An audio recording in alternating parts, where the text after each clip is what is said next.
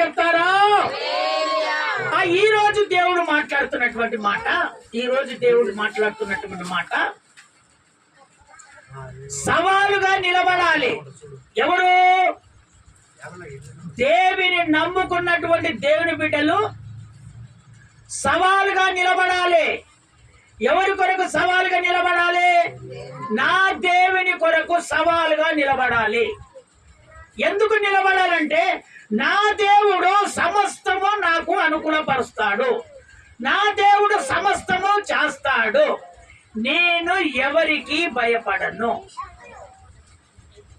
అని ఒక సవాలుగా నువ్వు నిలబడాలని నా దేవుడు మీతో మాట్లాడుతున్నాడు. కొంతమంది ఏం చేస్తారంటే దేవుని అంగీకరించినటువంటి దేవుని బిడ్డలు భయపడతారు. మాంత్రికుని చూసి భయపడతారు, శత్రువుని చూసి భయపడతారు, దుష్టుని చూసి భయపడతారు, జ్వరాన్ని చూసి భయపడతారు, అనారోగ్యం చూసి భయపడతారు. ఇక ఏవి ఏవి ఏవి ఏవి ఉంటాయో వాటినన్నిటిని చూసి, ఇదిగో మనకు వచ్చినటువంటి వాటినన్నిటిని చూసి చాలా మటుకు భయపడతారు. అయితే నా ప్రభు ఏం చెప్తున్నాడంటే మీరు భయపడనవసరం లేదు, మీరు సవాలుగా నిలబడాలి. నన్ను అంగీకరించినటువంటి నా బిడ్డలని దేవుడు ఈ రోజు మీతో సూటిగా తేటగా మాట్లాడుతున్నాడు. ఒక్కసారి హల్లెలూయా చెప్తారా? ఇంకొకసారి గట్టిగా చెప్తారా? ఇక దేవుని వాక్యంలోనికి మనం వెళ్తాం. దేవుని వాక్యంలో రోమా పుస్తకము 8వ అధ్యాయము 31వ వచనం. అక్కడనే చదివి అక్కడనే ఆపుకున్నాను. రోమా పుస్తకము 8వ అధ్యాయము 31వ వచనం. ఇట్లుండగా ఏమందును దేవుడు మన పక్షముండగా మనకు విరోధి ఎవడు? దేవుడు మన పక్షాన ఉండగా మనకు విరోధి ఎవరు అని పౌలు రోమ సంఘానికి చెప్తున్నటువంటి మాటలు. ఇప్పుడు దేవుడు నీ కృప పెట్టుకోసు ప్రార్థనకి ఆ సంఘానికి చెప్తున్నటువంటి మాటలు ఇవి. మళ్ళీ రిపీట్ చేయ మాట. ఇట్లుండగా ఏమందుము దేవుడు మన పక్షాన నుండగా మనకు విరోధి ఎవడు? అసలు విరోధి ఎవడు? అయితే దేవుడు మన పక్షాన ఎప్పుడు ఉంటాడంటే నువ్వు దైవ భక్తి కలిగి నువ్వు జీవిస్తున్నప్పుడు దేవుడు మన పక్షాన ఉంటాడు. స్తోత్రం చెప్తారా? ఒకసారి గట్టిగా, ఇంకొకసారి గట్టిగా చెప్తారా? దేవుడు మన పక్షాన ఎప్పుడు ఉంటాడు? దైవ భక్తి గలవారమై మనం ఉన్నప్పుడు దేవుడు మన పక్షాన ఉంటాడు. అప్పుడు నీవు సవాలుగా నిలబడతావు. మన విరోధి ఎవడు? ఇప్పుడు విరోధి ఎవడు లేడు. నువ్వు ఎప్పుడైతే దైవ శక్తి నీలో ఉంటుందో ఖచ్చితంగా నీ విరోధిని నువ్వు ఖచ్చితంగా అణిచివేయగలుగుతావు. ఆ దైవ భక్తి నీలో లేదు కాబట్టి నీవు దుష్టునికి భయపడుతున్నావు. వాడు ఏం చేస్తున్నాడంటే వాడు నీకు మాయ మాటలు నేర్పుతా ఉన్నాడు. నీ ఆత్మీయ జీవితాన్ని ఖరాబు చేస్తా ఉన్నాడు. నీ బలాన్ని వాడు ఏం చేస్తున్నాడంటే పుంజుకున్నాడు, బలహీనతగా చేస్తున్నాడు. నీ దైవ శక్తిని ఏం చేస్తున్నాడంటే వాడు నీ మాటలు నీ సులభను తీసుకొని వాడు గుంజుకుంటున్నాడు. గుంజుకొని నిన్నేం చేస్తున్నాడంటే వానికి భయపడేటట్టుగా దేవుడు చేస్తున్నాడు. మరి దేవుడు ఏమంటున్నాడు? నీ పక్షాన నేనుండగా అసలు నీకు విరోధి ఎవడు విరోధి? మరి పక్షాన దేవుడు ఉండాలంటే నువ్వు ఏ విధంగా ఉండాలి? దైవ శక్తిని నువ్వు పొందుకొని ఉండాలి. దైవ శక్తి అనగా దేవుని ఆత్మ ఎప్పుడైతే నీలో ఉంటుందో నిన్ను చూసి విరోధులు పారిపోతారు. స్తోత్రం చెప్తారా? ఒకసారి గట్టిగా, ఇంకొకసారి గట్టిగా చెప్తారా? ఏ విరోధైనా సరే నీకు ఆటంకపరుస్తున్నాడేమో, నీ పనులకు ఆటంకపరుస్తున్నాడేమో, నువ్వు ముందుకు పోయినప్పుడు వాడు నిన్ను తారుమారు చేస్తున్నాడేమో, నువ్వు ఒకటి గోలు పొందుకోవాలని వెళ్తున్నావు, దాన్ని ఆటంకపరుస్తున్నాడు. నా ప్రభు అంటున్నాడు దైవ శక్తిని నువ్వు పొందుకో. నేను నీ పక్షాన ఉంటాను, విరోధిని నేను ఖచ్చితంగా అణిచివేస్తాను. జరగని పని ఏదైతే వాడు జరగనీయకుండా నిన్ను కొంకుడు కొడుతున్నాడో ఆ పని జరగటట్టుగా నేను చేస్తానని నా దేవుడు నీతో మాట్లాడుతున్నాడు. కానీ నువ్వు ఏ విధంగా ఉండాలంటే దైవ శక్తిని నువ్వు పొందుకోవాలి. అప్పుడు దేవుడు మన పక్షాన ఉంటాడు. దైవ శక్తిని పొందుకోకపోతే దేవుడు మన పక్షాన ఉండడు. దైవ శక్తి ఉన్నప్పుడు సవాలుగా నిలబడతావు నువ్వు. దేవుడు నా కార్యం చేస్తాడు, దేవుడు నా అనారోగ్యం విడిపిస్తాడు. అరే మాంత్రిక వాడేం చేస్తాడు నాకు? ఎందుకంటే దైవ శక్తి నీలో ఉంది గనక, దేవుని ఆత్మ నీలో ఉంది గనక నువ్వు వారికి అసలు భయపడవు. స్తోత్రం చెప్తారా ఒకసారి గట్టిగా? ఇంకొకసారి గట్టిగా చెప్తారా? అయితే ఆ నుంచి 35వ వచనం చదువు నాన్న. 35వ వచనం చదువు. క్రీస్తు ప్రేమ నుండి మనలను ఎడవాపు వాడెవడు? ఆయన మన పక్షమైన ఉన్నటువంటి దేవుడు దైవ శక్తిని పొందుకున్నటువంటి మనల్ని మరి ఎవరు విడదీస్తాడో మనకు అదే మాట చదువు. క్రీస్తు ప్రేమ నుండి మనల్ని ఎడబాపు వాడెవడు? ఎవడు ఎడబాపుతాడు? శ్రమైనను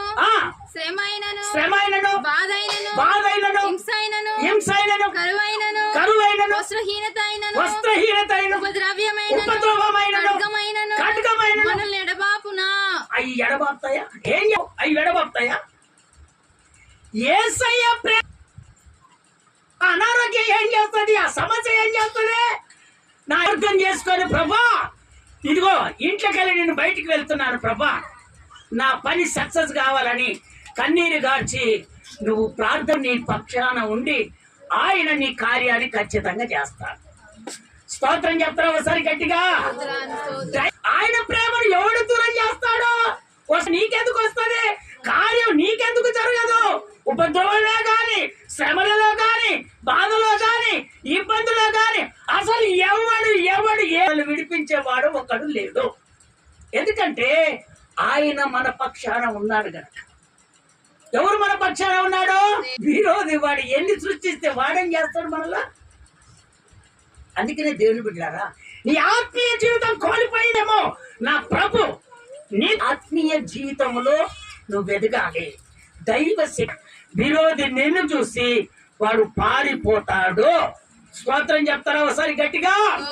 ఇంకొకసారి గట్టిగా చెప్తే రోమా పుస్తకంలో 32వ వచనం ఒకసారి చదివి నాకు వినిపిస్తారా? తన సొంత కుమారుని చూడు, తన సొంత వెనక తీయక నా యేసు మీ కొరకు వెనక తీయక మన అందరి కొరకు ఆయన అప్పగించిన వాడు సమస్తమును మనకెందుకు అనుగ్రహింపడు? తన కుమారుని ఈ భూమి ఇచ్చినటువంటి దేవుడు నీ బస్సు ఎందుకు తీరదు? నీ బాధకు వస్తాయి. సాధారణ నీకు ఎందుకు ఇంత కుమారుని భూమికి వదులుకుంటాడు? ఆయన నిన్ను వదులుకుంటాడు. నా ప్రభు తీర్చక, నా ప్రభు తీర్చి హల్లెలూయా చెప్తామా? ఇంకొకసారి గట్టిగా పంపించినటువంటి దేవుడు దేవుడు చూసుకున్న దేవుడు ఉంటుందా? అందుకనే మొట్టమొదట దేవుని ఎదుట నిలబడితే దురుగా అప్పుడు నిలబడతావు. స్తోత్రం చెప్తారా ఒకసారి? చూడండి దేవుడు బిడ్డలారా, పక్షాన ఉన్నటువంటి దేవుడంట. స్తోత్రం చెప్తారా ఒకసారి గట్టిగా? ఇంకొకసారి గట్టిగా చెప్తారా? ఇగో యుద్ధం చేయటం మొదలు పెడతాడట. ఎవరిని? శత్రువులను, నీకు పడనటువంటి వానితో. ఎప్పుడైతే నువ్వు పక్షాన ఉంటాడు, నీ పక్షాన ఉన్నటువంటి దేవుడు ఏమంట? నువ్వు దైవ శక్తి కలిగి నువ్వు ఉంటే నీ పక్షాన నేను ఉంటాను, ఉన్నటువంటి నేను మీరు అలా ఉండండి, నేనే యుద్ధం చేస్తాను ముందుకెళ్ళి అంటున్నాడు దేవుడు. నీ శత్రువులతోటి నేను యుద్ధం చేస్తాను. చదవండి, ఆ మాట చదవండి. నిర్గమకాండము 14వ అధ్యాయం 14వ వచనంలో దేవుడు మాట్లాడుతున్నాడు. 14వ అధ్యాయం. యెహోవా, వినండి బాగా, యెహోవా మీ పక్షమున మీరు ఊరకయే ప్రజలతో చెప్పాడు. ఈయన ఎవరో తెలుసా? దైవ శక్తిని పొందుకున్నటువంటి ఒక దైవజనుడు, సంఘాన్ని నడిపిస్తున్నటువంటి ఒక ప్రజలను నడిపిస్తున్నటువంటి ఒక దైవజనుడు ఆయన చెప్తున్నటువంటి మాట, మీరు ఊరికనే ఉండండి, మీరు ఊరిక ఉండండి, మీ పక్షాన నా దేవుడు యుద్ధం చేస్తాడు, ఆయన యుద్ధం చేస్తాడు. ఎందుకంటే నడిపించే నాయకుడు ఏ విధంగా మిమ్మల్ని నడిపిస్తాడో అదే క్రమములో మీరు జీవిస్తే మీకు దైవ శక్తి మీలో నిలబడుతుంది. స్తోత్రం చెప్తారా ఒకసారి గట్టిగా? ఇంకొకసారి గట్టిగా చెప్తారా? అందుకనే దేవుని బిడ్డలారా, కొంతమందికి అనారోగ్యాలు వస్తున్నాయి, సమస్యలు వస్తున్నాయి.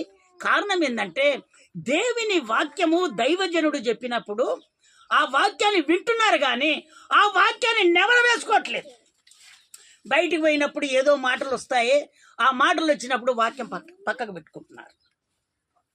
దేవుని బిడ్డలారా, దేవుని వాక్యము ఈరోజు చెప్పినటువంటి వాక్యము, నేను ఈరోజు చెప్పినటువంటి వాక్యము అధ్యాయాలు ఆ వచనాలు చదవందే నేను బయటికి వెళ్ళను. మరి ఈరోజు మీరేం చేస్తున్నారు? దేవుని వాక్యము వింటున్నారు కానీ ఇంటికి వెళ్ళి నన్ను ఎవరేయట్లేదు, ఆ వాక్యం చదవట్లేదు, పూర్తిగా తన హృదయంలోనికి తీసుకొని వెళ్ళట్లేదు. అందుకనే ఈరోజు మన కుటుంబాలు ఆ విధంగా పడిపోతున్నాయి అంటే కారణం ఏందో తెలుసా? దేవుని వాక్యము సమృద్ధిగా నీ హృదయంలో లేదు, వింటున్నావు కానీ ఆ వాక్యానుసారంగా నువ్వు జీవించట్లేదు. అందుకనే అక్కడక్కడ నీకు అనారోగ్యాలు వస్తాయి, అక్కడక్కడ సమస్యలు వెంబడిస్తాయి, అక్కడక్కడ పనులు జరుపుతాయేవని మనం అనుకుంటున్నాం కానీ వాళ్ళు పనులు జరిపియాడు. కారణం ఏంది? కారణం ఏంటంటే నీవు దైవ శక్తిని నువ్వు పోగొట్టుకున్నావు. ఇప్పుడు ఎవరెవరైతే పోగొట్టుకున్నారో మీరు వెంటనే ఆ దైవ శక్తిని మళ్ళీ పొందుకుంటే మీ కుటుంబంలో నా దేవుడు ఖచ్చితంగా యుద్ధం చేస్తాడు. స్తోత్రం చెప్తారా ఒకసారి గట్టిగా? వాడు ఎంత ఆటంకపరిచినా కూడా దేవుడు వానికి జరగకుండా నీ కార్యం జరిపించునుగాక, నీ కార్యం జరిపించునుగాక. ఆయన ఖచ్చితంగా జరిపిస్తాడంతే. నా ప్రభు చెప్తున్నాడు, ఆయన ఖచ్చితంగా జరిపిస్తాడు. వాడు ఎంత విరోధం చేసినా నీ కార్యాన్ని దేవుడు జయిస్తాడు. ఎందుకో చెప్పనా? దైవ శక్తి కలిగి నువ్వు ఉన్నావు కాబట్టి ఆయన నీ పక్షాన ఉన్నాడు, ఆయన నీకు యుద్ధం చేస్తాడు. ఇశ్రాయేల్ ప్రజలు కానాను ప్రాంతానికి నడుస్తున్నప్పుడు అక్కడ ఎర్ర సముద్రం అడ్డొచ్చింది. ఏమొచ్చింది? ఎర్ర సముద్రం అడ్డొచ్చింది. ఎర్ర సముద్రం అడ్డొచ్చినప్పుడు ఈ ప్రజలందరూ ఏం చేస్తున్నారంటే, మోషేను, అయ్యా మమ్మల్ని ఇక్కడికి ఎందుకు తీసుకొచ్చావు మహాప్రభు, మేము అక్కడ ఉండి చచ్చిపోయినా బాగుండు, ఇక్కడ ఈ ఇబ్బందులు ఏంది మాకని వాళ్ళు మోషేను సనుగుతా ఉన్నారు. సనుగుతుంటే మోషే వాళ్ళకి ఏం చెప్తున్నాడు? మీ పక్షాన దేవుడు యుద్ధం చేస్తాడు. వెంటనే మీరు ఊరికనే ఉండరు. ఎందుకు మొత్తుకుంటారు? అసలు చేయాల్సిన పని నువ్వు చేయట్లేదు. నీ ప్రార్థన కనుమరుగు అయిపోయింది, నీ పరిశుద్ధత పోయింది. పనులే పనులే పనులే, అప్పులే అప్పులే అయ్యే చూసుకుంటున్నావు. నీ శరీరాన్ని, నీ జీవితాన్ని నువ్వు చూసుకోవట్లేదు. నీ ఆత్మీయ జీవితము నువ్వు ఎప్పుడైనా సరే నీ శరీరము ఒంట్లో ఆరోగ్యం బాగుంటేనే నువ్వు ఏదైనా పని చేయగలుగుతావు. దేవుని బిడ్డలారా, స్తోత్రం చెప్తారా ఒకసారి గట్టిగా? ఆరోగ్యము బాగలేనిది నువ్వు పని చేయలేవు. ఆరోగ్యం మంచుకుంటేనే నీ పని నువ్వు చేయగలుగుతావు. అందుకని నా ప్రభు అంటున్నాడు, నీ ఆరోగ్యాన్ని నువ్వు కాపాడుకునే బాధ్యత నీలో ఉంది. కనుక అనారోగ్యం చేత బాధపడి నువ్వు దేవునికి విరోధమయ్యి నువ్వు అక్కడక్కడ తిరుగుతున్నావేమో, ముసలమ్మ ముచ్చట్ల దగ్గర నువ్వు కూర్చుంటున్నావేమో, ఆ జోలి ఈ జోలి చెప్పుకుంటూ కూర్చుంటున్నావేమో. నా ప్రభు వాటిని మాత్రము సహించడు. నువ్వు వస్తావు, పేరు మాత్రం ఉన్నదే, దేవుని ఆత్మీయురాలని పేరు మాత్రం ఉన్నది కానీ ఇంట్లో కుటుంబంలో కార్యాలు జరగవు. స్తోత్రం చెప్తారా ఒకసారి గట్టిగా? ఇంకొకసారి గట్టిగా చెప్తారా? అందుకనే దేవుని బిడ్డలారా, మీరు దైవ శక్తిని పొందుకొని ఉండాలి. అప్పుడు దేవుడు ఏం చెప్తున్నాడో తెలుసా? మోషే, నువ్వు ఎందుకైనా నాకు మొర పెడుతున్నావు? వాళ్ళన్నంత మాత్రం నువ్వు నాకు మొర పెడుతున్నావు ఏంది? నీ చేతుల కర్ర లేదా? ఆ కర్ర చాపు ఎర్ర సముద్రం మీదకి. నేను అక్కడికి ఎందుకయ్యా? నా నోటి మాట చాలు, నేను అక్కడికి రావాలన్నా అవసరం లేదు. నోటి దైవ శక్తిని నువ్వు పొందుకున్నావు, నీలో నేను ఉన్నానయ్యా, నివసిస్తాను. నీ మాట ప్రకారం కర్ర అయ్యా ఆ సముద్రాన్ని కొట్టయ్యా అనగానే దేవుడు చెప్పిన ప్రకారంగా ఎప్పుడైతే ఆ సముద్రాన్ని కొట్టాడో ఆ సముద్రము రెండుగా చీలిపోయింది. స్తోత్రం చెప్తారా ఒకసారి గట్టిగా? ఇంకొకసారి గట్టిగా చెప్తావా? ఎప్పుడైతే ఆ ఎర్ర సముద్రము చీలిపోయిందో ఆ ఎర్ర సముద్రములో ఆరిన నేల మీద ఇజ్రాయేలు ప్రజలు నడవటం మొదలు పెట్టారు. శత్రువులు ఎరగగా వస్తా ఉన్నారు. ఎర్ర సముద్రం ఎదురైంది. మోషే మీద సడుగుతున్నారు. మోషే ప్రార్థన చేశాడు. ఆ ప్రార్థన ద్వారా దేవుడు విజయాన్ని కలుగజేశాడు. వెంటనే ఆరిన నేల మీద నడుచుకుంటూ బయలుదేరుతున్నారు. దేవుని బిడ్డారా, ఎర్ర సముద్రం లాంటి నీకు ఎలాంటి సమస్యలున్నా ఎలాంటి బాధలున్నా అడ్డుపడుతున్నాయేమో వాటినన్నిటినీ నా ప్రభు ఈ రోజు తొలగించాడు. స్తోత్రం చెప్తారా ఒకసారి గట్టిగా? ఇంకొకసారి గట్టిగా చెప్తారా? ఎర్ర సముద్రం లాంటి ఆటంకాలు ఏవైనా నీకు తగులుతున్నాయేమో, నీ కుటుంబాన్ని పైకి లేవకుండా అలాంటి సమస్యలన్నీ నీకు ఎరగతీస్తున్నాయేమో నా ప్రభు అంటున్నాడు. వాటినన్నిటినీ నా దేవుడు ఈ రోజు విడిపించారు. మీరు సంతోషంగా ప్రయాణమై వెళ్ళుదురుగాక అన్న వెంటనే ఆరిన నేల మీద నడిపించాడు. మళ్ళీ తర్వాత ఏమైందో తెలుసా? ఆ చదవండి ఆ వాక్య భాగాన్ని నిర్గమ కాండము 14వ అధ్యాయము 25వ వచనం. వారి రథ చక్రములు ఊడిపడినట్లు చేయగా వారు బహు కష్టపడి తోలుచుండిరి. అప్పుడు ఐగుప్తీయులు ఇశ్రాయేలుల ఎదుట నుండి పారిపోదాము రండి. యెహోవా వారి పక్షాన మనతో యుద్ధం చేయుచున్నాడని చెప్పుకొనిరి. చూసారా అమ్మా, దైవ శక్తి నీలో ఉంటే వాడు శత్రువు నిన్ను చూసి పారిపోతాడు.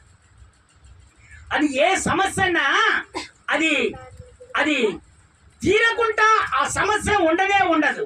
కారణం ఏంటంటే దేవుడు నీలో దైవ శక్తి ఎప్పుడైతే నీలో ఉంచుతాడో అప్పుడు పరిపూర్ణమైనటువంటి హృదయం నీలోనికి వచ్చేస్తుంది. దేవుడు ఏది చెప్పితే అదే జరుగుతుంది. కారణం ఏంటంటే శత్రువులు ఏదో ఒక రకంగా ఇశ్రాయేలు ప్రజలను ఏదో ఒక రకంగా మళ్ళీ కొట్టి ఏదో ఒక రకంగా వాళ్ళని అణిచివేసి తీసుకొని వెళ్దామని చూసుకున్నారు. కానీ నా దేవుడు విడిపించాడు. ఇప్పుడు వాళ్ళని ఏం చేశారంటే ఆ నుంచి కింది వచనం చదువున్నాను. కింది వచనం కాకుండా 27వ వచనం చదువు. 27వ వచనం. మోషే సముద్రము మీద తన చేయి చాపగా పొద్దు పొడిచినప్పుడు సముద్రము అధిక బలముతో తిరిగి పొర్లెను. కనుక ఐగుప్తీయులు అది చూచి వెనుకకు పారిపోయిరి.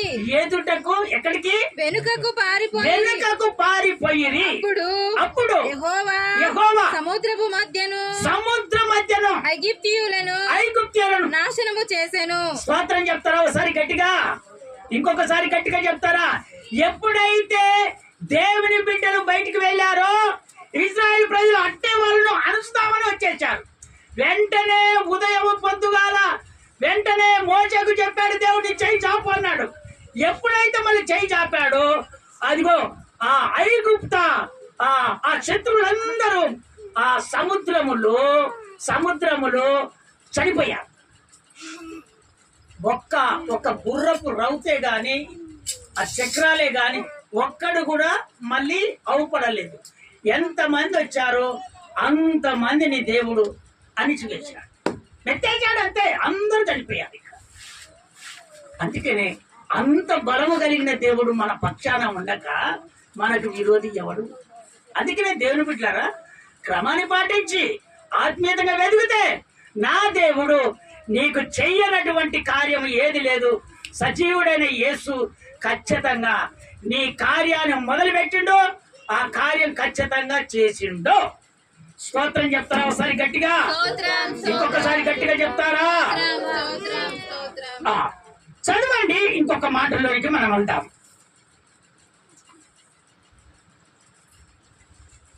2వ కొరింథీయులకు రాసిన పత్రిక 4వ అధ్యాయము 8వ వచనం. అక్కడనే చదివి అక్కడనే పెట్టుకొని ఉండండి. వినండి. ఎటు పోయినను శ్రమపడుచున్నాను. ఇరికింపబడువారు ఎటు పోయినను శ్రమపడుచున్నాను. ఇరికింపబడువారు కాము. అపాయములో ఉన్నాను. కేవలము ఉపాయము లేని వారము కాము. అపాయములో ఉన్నా గాని ఉపాయము లేని వారము కాము.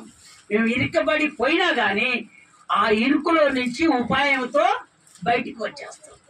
కారణం ఏంటంటే దేవుని శక్తి మాలో ఉంది, దైవ శక్తి మాలో ఉంది. ఈ మాటలు ఎవరు చెప్తున్నారంటే పౌలు గారు కొరింథీ సంఘానికి చెప్తున్నటువంటి మాటలు. మళ్ళీ రిపీట్ చేయి, ఆ మాట మళ్ళీ రిపీట్ చేయి నాన్న. ఇగో మేము ఎక్కడ సువార్త అందించినానో, ఎక్కడ తిరిగినానో మేము శ్రమపడుచున్నాను. అస్సలు వాళ్ళకు మేము ఇరకము. అపాయములో వాళ్ళు ఎంత అపాయం చేసినా కూడా కేవలము ఉపాయము లేని వారము కాము. కింది చదవట్నే తరిమింపబడుచున్నాను. దిక్కులేని వారము కాము. మేము దిక్కులేని వారము కాము. పడద్రోయబడినను నశించు వారము కాము. యేసు యొక్క జీవము మా శరీరమందు ప్రత్యక్షపరచబడుటకై యేసు యొక్క మరణ అనుభవమును మా శరీరమందు ఎల్లప్పుడూ వహించుకొని పోవచున్నాము. స్తోత్రం చెప్తారా ఒకసారి గట్టిగా? ఇంకొకసారి గట్టిగా చెప్తారు. వాళ్ళు అక్కడ చెప్తున్నటువంటి మాట, యేసు పోలిక చొప్పున మేము మార్చబడ్డాం. యేసు ప్రత్యక్షత మాలో ఉంది కనుక యేసయ్య ఎక్కడ కూడా మమ్మలను ఇరికించాడు. కారణం ఏంటి? ఉపాయముతో మేము బయటకు వస్తాము. ఆ ఉపాయాన్ని ఎవరు నేర్పారంటే ప్రభు అయిన యేసు మాకు నేర్పాడు. అందుకని మేము ఎక్కడ కూడా ఇరుకోం. కొంతమంది ఏం చేస్తారంటే శత్రువు మాయమాటలు చెప్తే ఇరికిపోతారు. అలా ఈ సొల్యూషన్ అంతా చెప్పేస్తారు. ఏమని చెప్తారు?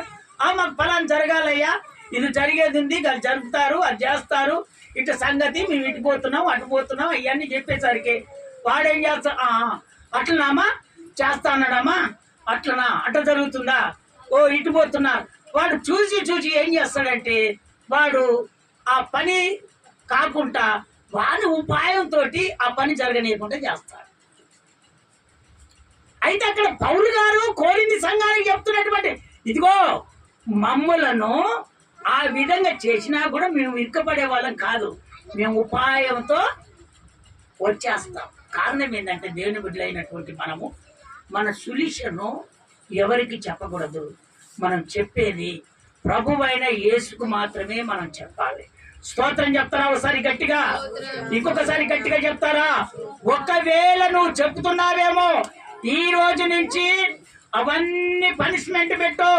దేవుడు నీ పక్షాన ఆయన యుద్ధం చేస్తాడు, నిన్ను ఇరుకబెట్టడు. వాళ్ళ అంతటిలో నుండి ఉపాయముతో నీకు కావలసిన బహుమానమే కాదు, నీకు ఏది కోరుకుంటున్నావో అది జరుగుతుందని ఆశపడుతున్నావో నా ప్రభు మాత్రం ఖచ్చితంగా జరిపిస్తాడు. స్తోత్రం చెప్తారా ఒకసారి గట్టిగా? ఇంకొకసారి గట్టిగా చెప్తారా? చదవండి. వాక్య భాగంలోనికి మనం వెళ్తాం.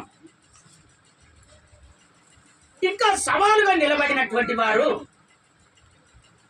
బైబిల్ గ్రంథంలో దానియేలు పుస్తకం చదువుతావా నాన్న? దానియేలు పుస్తకం 3వ అధ్యాయం 17వ వచనం. దానియేలు పుస్తకం 3వ అధ్యాయం 17వ వచనం. మేము ఇప్పుడు వినండి. మేము సేవించుచున్న దేవుడు మండుచున్న వేడిమి గల ఈ అగ్నిగుండములో నుండి మమ్మల్ని తప్పించి రక్షించుటకు సమర్థుడు మరియు నీ వశమున పడకుండా ఆయన మమ్మను రక్షించును. స్తోత్రం చెప్తారా ఒకసారి గట్టిగా? ఇంకొకసారి గట్టిగా చెప్తారా? పిల్లలు మీరు అక్కడికిక్కడికి తిరగకండి, వాళ్ళతో మాట్లాడకండి నాన్న, డిస్టర్బ్ అయిపోద్ది. ఒక్కసారి స్తోత్రాలు చెప్తారా గట్టిగా? ఇంకొకసారి గట్టిగా చెప్తారా? ఇక్కడ చెప్తున్నటువంటి మాట సవాలుగా నిలబడ్డారు. అక్కడ ఎవరో తెలుసా? ముగ్గురే యవనస్తులు. అమ్మా వినండి, ముగ్గురు యవనస్తులు. కాని దేశం, కాని ఊరు, కాని ప్రజలు, వాళ్ళ మధ్యలో వీళ్ళు నిలబడుతున్నారు. సవాలుగా నిలబడుతున్నారు. ఏమని? ఒకవేళ రాజా ఈ అగ్నిగుండంలో మమ్మల్ని వేసినా కూడా నీ దేవునికి మేము పూజించము, మొక్కము. స్తోత్రం చెప్తారా ఒకసారి గట్టిగా? ఆ అగ్నిగుండంలో నుండైనా మా దేవుడు మమ్మల్ని రక్షిస్తాడు. అందుకే నేను దేవుని బిడ్డలారా, కొంతమంది ఏం చేస్తారంటే దేవుడు చేస్తాలే గాని మన ప్రయత్నం ఏదో మన ప్రయత్నం చేద్దాం. ఈ కొంతమంది ఉంటారు. అమ్మా వినండి, కొంతమంది ఉంటారు. దేవుడు చేస్తాడు గాని మన ప్రయత్నం ఏదో మన ప్రయత్నం చేద్దాం. అమ్మా నీ ప్రయత్నము పక్కకు పెట్టి దేవునితో నువ్వు పోరాడు. ఇదిగో సవాలు విసురుతున్నారు అక్కడ. నా ప్రభు చెప్తున్నాడు అక్కడ మాట. ఇదిగో సవాలుగా నువ్వు నిలబడాలని నా దేవుడు కోరుకుంటున్నాడు. సవాలుగా ఎప్పుడైతే నువ్వు నిలబడతావో దేవుని శక్తి నీ మీదికి నా దేవుడు దింపుతాడు. ఆయన పక్షాన ఉంటాడు. ఆయన ఖచ్చితంగా నీ నిమిత్తమై ఆయన ఖచ్చితంగా యుద్ధం చేస్తాడు. ఇక్కడ షడ్రక్, మేషక్, అబేద్నెగో ఈ ముగ్గురు యవనస్తులు. అసలు ఎందుకు ఆ అగ్నిగుండంలో వాళ్ళు వేయాలని అనుకుంటున్నారంటే, యేసు ప్రభు నమ్ముకున్నటువంటి దేవుని బిడ్డలు వినండి బాగా జాగ్రత్తగా. యేసు ప్రభును నమ్ముకున్నటువంటి దేవుని బిడ్డలు వాళ్ళది ఒకటే గురి ఉంటది. ఏం గురి ఉంటుందో తెలుసా? దేని మొక్కరు, దేని చూడరు, దేని దగ్గరికి వెళ్ళాలి, అన్యుల ఆచారాన్ని పాటించరు. ఎవరు? దేవుని అంగీకరించినటువంటి దేవుని బిడ్డలు, పూర్తి విశ్వాసం కలిగినటువంటి వారు. దేని కూడా అమ్మా దాన్ని డిస్టర్బ్ చేయొద్దమ్మా. బల్లారాధన రాలేదు మైకు. అయితే నా ప్రభు చెప్తున్నాడు, ఒకవేళ ఆ విధంగా మీరు ఉంటే మీ కార్యాలు జరగవని నా దేవుడు చెప్తున్నాడు. కొంతమంది ఏం చేస్తారంటే దేవుని ఆత్మీయతంగా ఉంటారు, ఆత్మీయతలోనే ప్రార్థన చేస్తారు, కన్నీరు కారుస్తారు. వింటున్నావా? దేవునికి వ్యతిరేకమైనటువంటి పనులు చేస్తారు. ఆ పనులు చేస్తే అంటే మనమంటే చూడమేమో కానీ నా యేసయ్య చూస్తాడా చూడడా? స్తోత్రం చెప్తారా ఒకసారి గట్టిగా? ఇంకొకసారి గట్టిగా చెప్తారా? నా యేసయ్య చూస్తాడా చూడడా? ఇక్కడ జరిగింది ఏంటంటే వీళ్ళను నెబుకద్నెజరు ఆ దేశములో వీళ్ళను రాజ అధికారం మీద విచారణకర్తలుగా పెట్టాడు. విచారించాలి. రాజు కింద ఉన్నటువంటి వాళ్ళందరినీ వీళ్ళు విచారించాలి. ఏం కావాలి వాళ్ళకు, ఏమైతే వెళ్తారు, ఏం జరగాలి, వాళ్ళందరూ వచ్చి ఎవరిని అడగాలి? షడ్రక్, మేషక్, అబేద్నెగోని అడగాలి. వాళ్ళు ఇచ్చిన పనులే వాళ్ళు చెయ్యాలి. అయితే ఈ విధంగా వాళ్ళ మీద నాయకులుగా ఉంచినంత మాత్రాన వాళ్ళు ఏం చేస్తున్నారు? వినండి, వాళ్ళు ఏం చేస్తున్నారు? మా దేశం కాదు, మా ఊరు కాదు, మా భాష కాదు, ఎక్కడో ఉన్నటువంటి వాళ్ళని తీసుకొని వచ్చి ఇక్కడ మా మీద విచారణకర్తలుగా నాయకులుగా పెట్టాడు రాజు. వీళ్ళని ఏ విధం చేతనైనా సరే, వీళ్ళని ఏ విధంగానైనా ఇక్కడ లేకుంటే నాశనం చేయాలి. ఏ నాశనం చేయాలి? చంపాలి అంతే అని వాళ్ళంతటిగా వాళ్ళు ఒక నిర్ణయం చేసుకున్నారు. ఏమని నిర్ణయం చేసుకున్నారంటే, రాజు దగ్గరికి పోయి, రాజా అయ్యా వందనాలు, రాజా అయ్యా వందనాలు, రాజా మనం ఒకటి రిసీవ్ చేయాలి. ఏందయ్యా? ఇదిగో మనము ఈ ప్రాంతంలో మనము ఒక ప్రతిమ చేద్దాం, బంగారము కలిగినటువంటి ఒక ప్రతిమ చేద్దాం, ఒక దేవతను చేద్దాం. ఆ దేవతను ఒక సమయం పెడతాం. ఆ సమయములో ఎవరైతే మొక్కరో వాళ్ళని మాత్రము ఇక ఈ భూమి మీద ఉంచకూడదు రాజా అని ఇది ఒక శాసనం పెట్టారు. ఎవరి దగ్గర పెట్టారు? రాజుకి చెప్పారు. ఒక బంగారు ప్రతిమ చేపిస్తాం, దానికి అందరూ మొక్కాలి. ఒకవేళ మొక్కకపోతే అగ్నిగుండంలో పడేయాలి. ప్రాణముతో పడేయాలని ఒక శాసనాన్ని పెట్టారు అంతే. ఎందుకంటే దేవుని అంగీకరించినటువంటి వాళ్ళు ఉన్నారే, మన దేవుడు గొప్పవాడు కాబట్టి మన ప్రార్థన అంగీకరించి మనల్ని వాళ్ళ స్థాయిలో ఉంచారు. వాళ్ళకు పెద్దగా నిలబెడతాడు మన దేవుడు. దాన్ని చూసి వాళ్ళు ఏం చేస్తారంటే, ఎప్పుడు వీడు అణిచిపోవాలి, ఎప్పుడు వీడు మా మీద పైకి ఉంటాడు, వీడు కిందికి పోవాలి, ఎప్పుడు వీడు అణిచివేయాలని వీళ్ళదొక బేరం ఉంటుంది. ఎవరు వీడు? శత్రువు. మన ఆలోచన ఏంటంటే వాడి కింద ఉండాలి, వీడు పైకి లేవకూడదు. ఎందుకు? దేవుని నమ్ముకున్నటువంటి వాడికి తెలివితేటలు ఉండొద్దు, వాడు ఎప్పుడైనా మా కాళ్ళ దగ్గర పడి ఉండాలి అని వీడు ఏం చేస్తాడంటే, ఊళ్ళో ఉన్నటువంటి వారికి అందరికీ గుసగుసలు చెప్తా ఉంటాడు. మళ్ళీ వాడేం చేస్తాడంటే, అమ్మ నిజంగా దేవుడే, మా యేసయ్య దేవుడే అంటాడు. మళ్ళీ ఏమంటాడు వీడు? మళ్ళీ యేసయ్య నిజంగా దేవుడేనమ్మా, మొక్కాలయ్యం, పూజారుడని చెప్తాడు. కానీ వాడు చేసేది ఏంది? ద్రోహం చేసేది. మళ్ళీ ఏం చేస్తాడంటే, ఎరగనంటే మనకు ద్రోహం చేస్తాడు. వాడు నీకు చేస్తానయ్యే పని అని చెప్తాడు, వాడు మరి ఎవరికో చెప్తాడు, చేస్తాడు, కానీ మనకు చేయడు పని.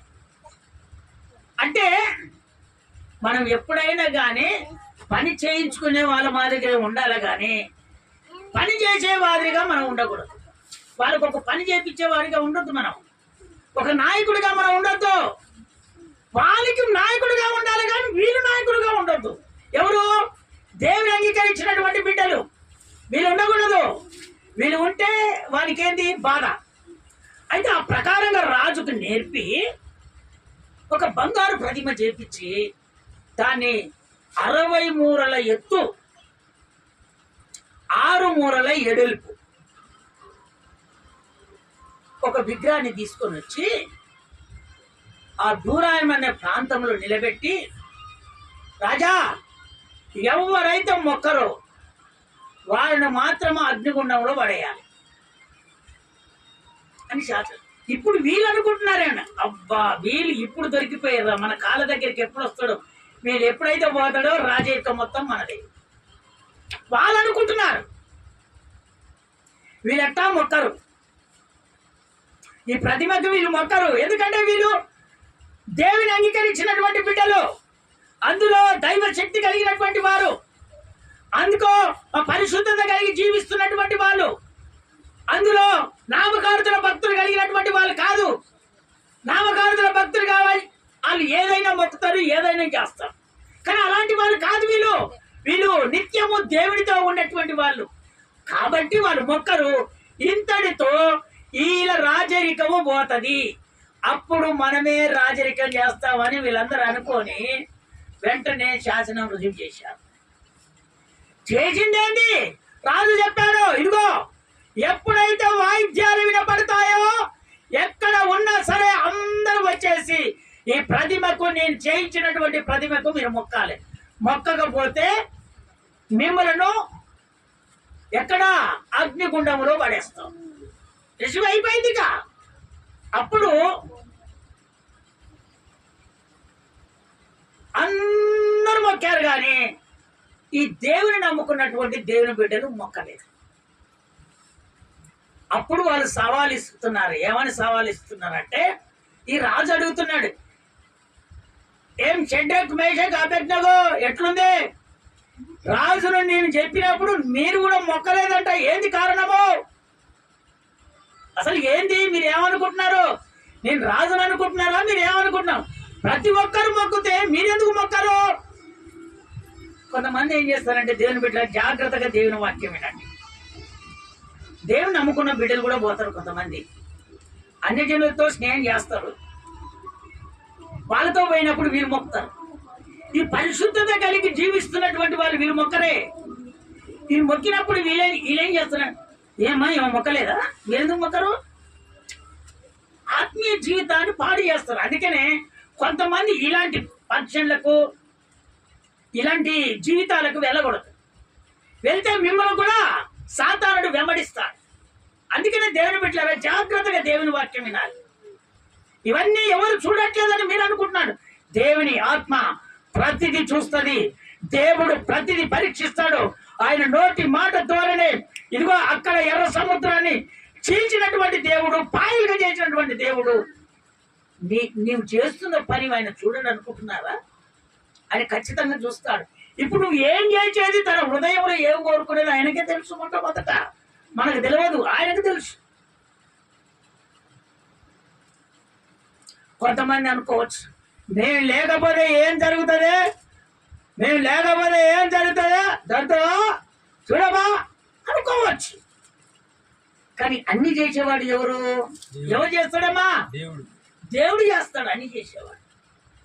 వింటున్నారా దేవుని బిడ్డలారా? ఇప్పుడు నేను అప్పుడప్పుడు ప్రసంగాలలో చెప్తున్నా, ఏసయ్యా ఒక అద్భుతం చూపెట్టయ్యా.